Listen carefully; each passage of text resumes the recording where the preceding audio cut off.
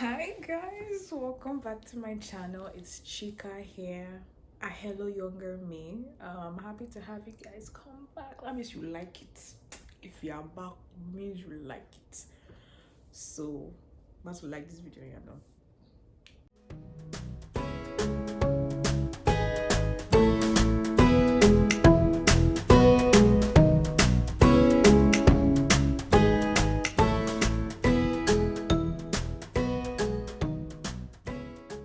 Okay, so today I'm going to be talking about ways to save money because we all need to save. Except no, please, except we are like the Bezoses of this world and the Dangotes, Taylors, what's on?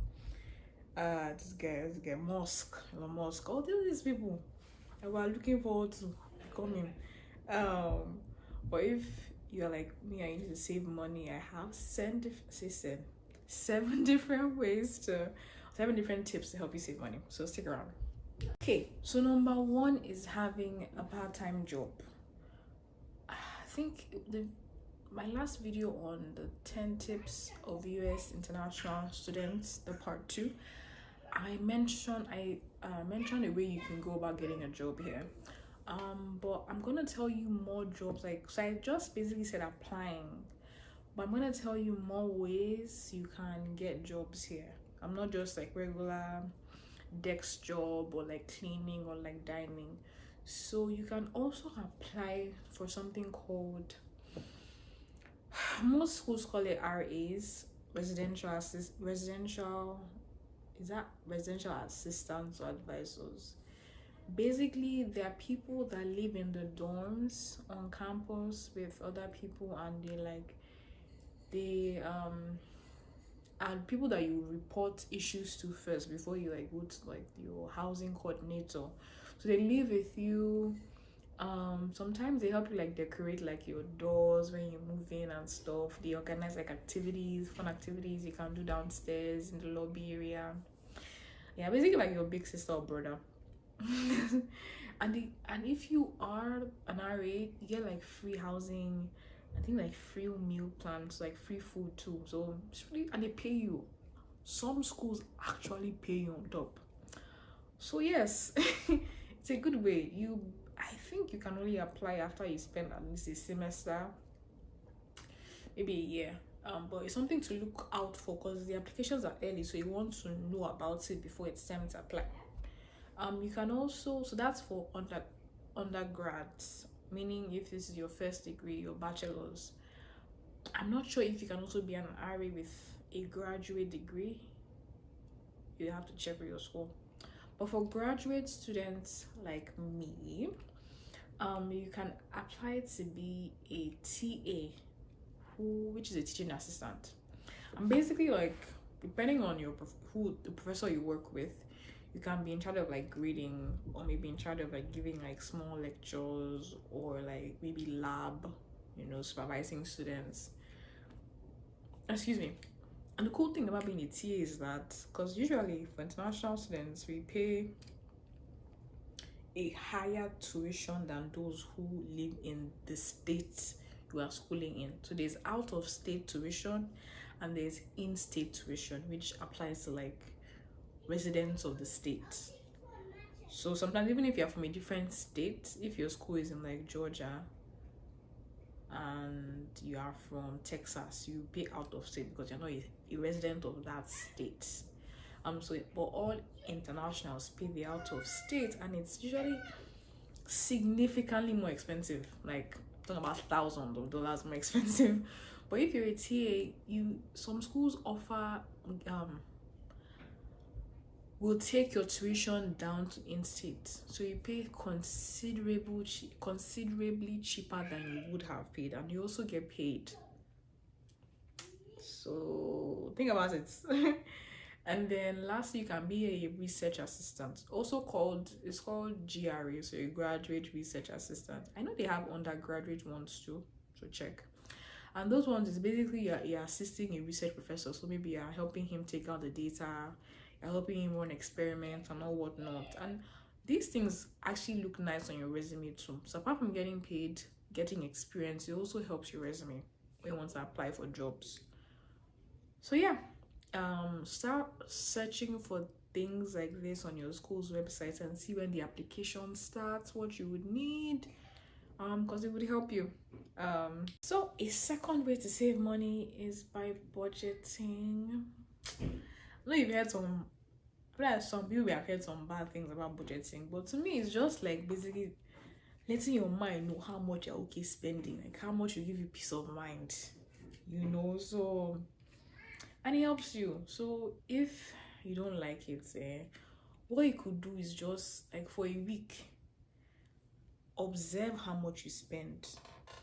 If you may not need to like make all these Excel sheets and so intricate and stuff, meticulous, you might not need to, but just observe how much you spend reasonably. Don't be lashing out and 30 BG gang, reasonably, and see how much you spend maybe for a week, and then use that amount to budget for the rest of a month.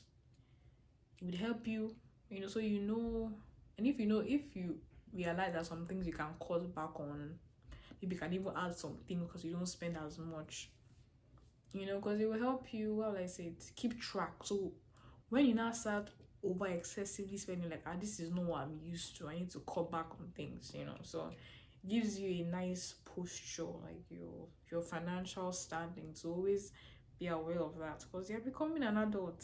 I hate to say it, I mean, you are. Okay. Okay, so number 3 is where you shop matters. Okay.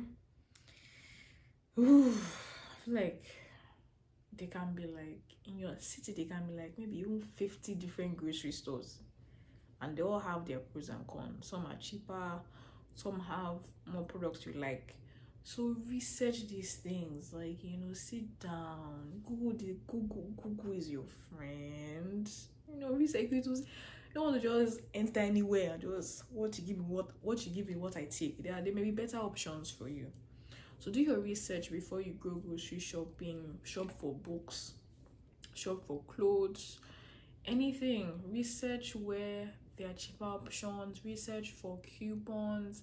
If you see someone has a nice thing you like, ask them where they got it from, how much it was. Don't be shy, man. Just ask. You never know the store they know that has such good deals that you would benefit from. So yeah, it matters where you shop, so pay attention to things like that. Okay, so number 4 is don't be scared of trying used items. Okay, it can be a lot better, especially for books. God is good.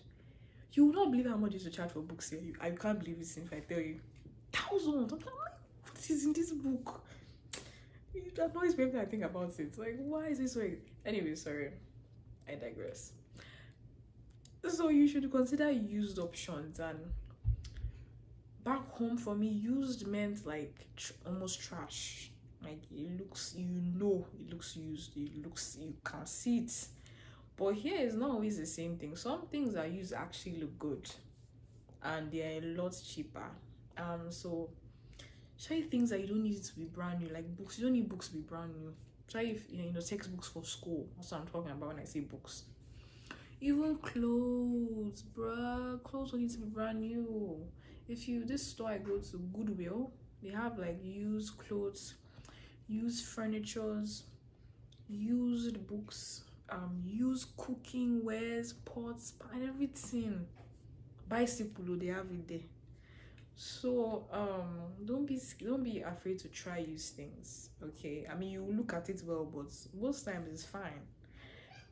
If you order it from Amazon too, used is not bad, especially your books. Like, I'm saying this thing, or even renting your books too helps. From check.com, from Amazon.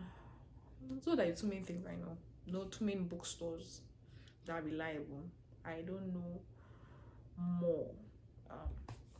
But yeah, don't be afraid to try these things. Okay, so number 5 is ask for student discounts. Let me tell you, you do not want to leave your apartment or your dorm, your room without your student ID card. as the card that has your school logo and your face and your name and your student number. That one. Because especially if like you are in a small city that has just your school, that's like the main thing there, you get a lot of discounts. Student days in cinema, when you go to watch movies, in some clothing stores, when you go to eat. So always have, that's the only way you can prove you're actually a student, right? So always carry that around and ask. Even if you don't see a sign that says students get 20% off, do you guys have a student discount? Ask. You never know.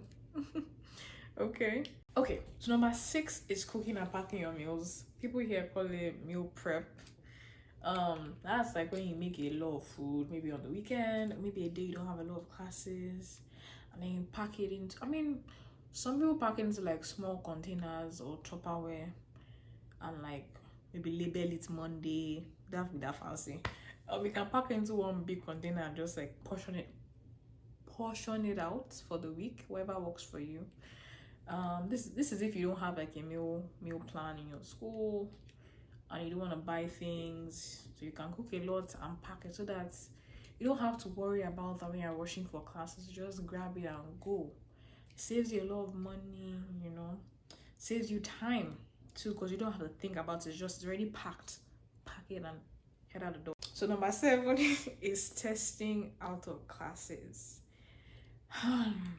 So here, to get your degree, you have to complete a certain number of credit hours, and each class you take has represents a certain number of credit hours. So it could be 1, it could be 2, it could be 3, depending on what class it is and what level, if you're a graduate or you're undergrad. So the more classes you take, you can imagine you will add up to that number, that credit hour number you need to graduate. So testing out basically means that you are telling the school that you don't need to take this class. So this, according to your degree, if you're accounting or you are a business major, the school would already you have like a degree plan sheet which has like the kind of classes you need to take to graduate, right? But if on that list, maybe they have like a foreign language requirement, and here you probably take like maybe Spanish or French or German, Mandarin. But if you can already speak a language, maybe like Spanish, or even if it's your native language, some schools allow you to test out, meaning you take like a test, an exam. They ask you questions on that topic, and if you pass it, you don't have to take that class on your degree sheet anymore, but you still have to. They will count it as though you already took that class. That saves you money, saves you time, So yeah, those are my 7 tips. If you found this helpful, please share. If you like it, don't be shy. Please subscribe, and I hope to see you guys in my next video. Bye.